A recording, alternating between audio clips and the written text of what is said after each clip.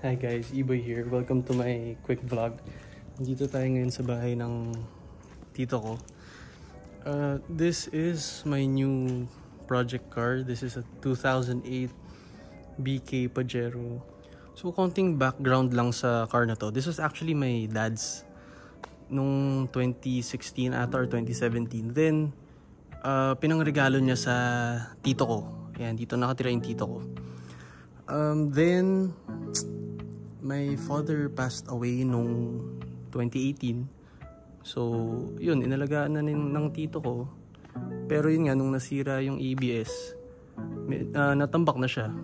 Buong pandemic, dito napaandar. So, yun, walk through muna natin yung kotse. Grabe oh, sariwa oh. 2008 model. Naka 16s. Hindi ako sure if ito yung stock niya. Kasi sa mga nakikita ko sa Google, parang iba yung mags niya. So yan, di ako sure. Tingnan natin yung interior.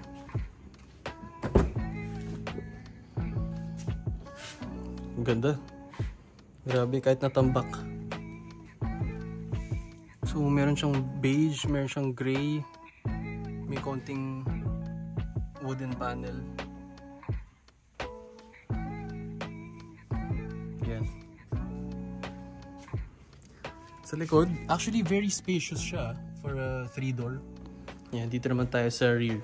Ayun, wala nga pala siyang plaka kasi nagka-problema to sa LTO. Pero, registered na siya, pwede na siya gamitin.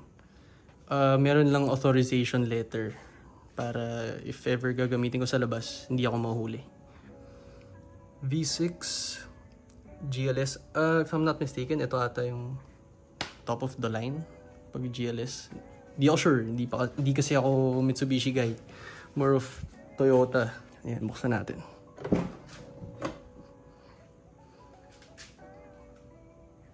Pwede na yung space sa trunk. Well, what can you expect? It's a 3-door. Yan. Then yung tail lights naman niya, actually hindi to yung taillights para dito. So yung nakakabit is para sa CK na Pajero. Kailangan ko for BK. So yun lang. Natambak siya kasi may sira siya sa ABS saka sa fuel pump.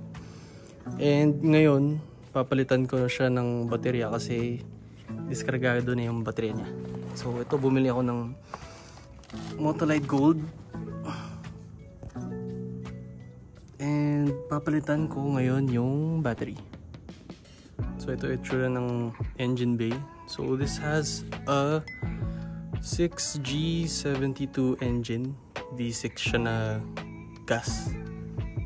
And as you can see, grabe sariwa pa oh. Kahit natambak ng 5 years. So yun, palitan ko yung battery.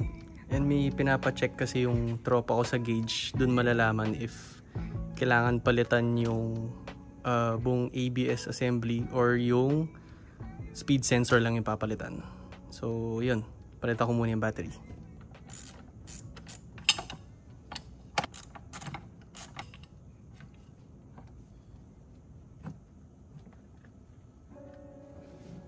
So ngayon yung hassle na part kasi 3SM battery pala to, so sobrang bigat.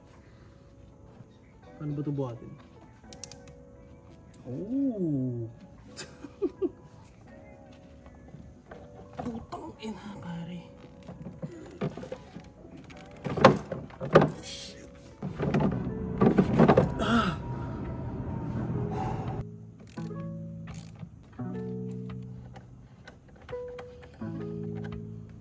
Okay, tapos na.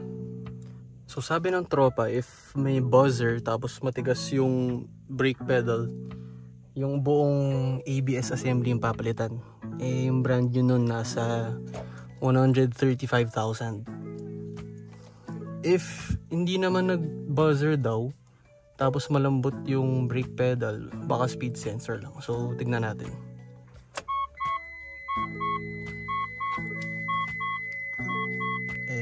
Baka yun na nga yung buzzer.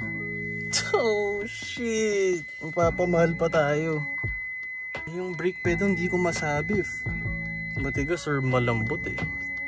So yun, I'm not sure kung ano nga talaga yung sira. Kaya papacheck ko na lang sa tropo. So that's it for this video. I'll see you guys on the next one.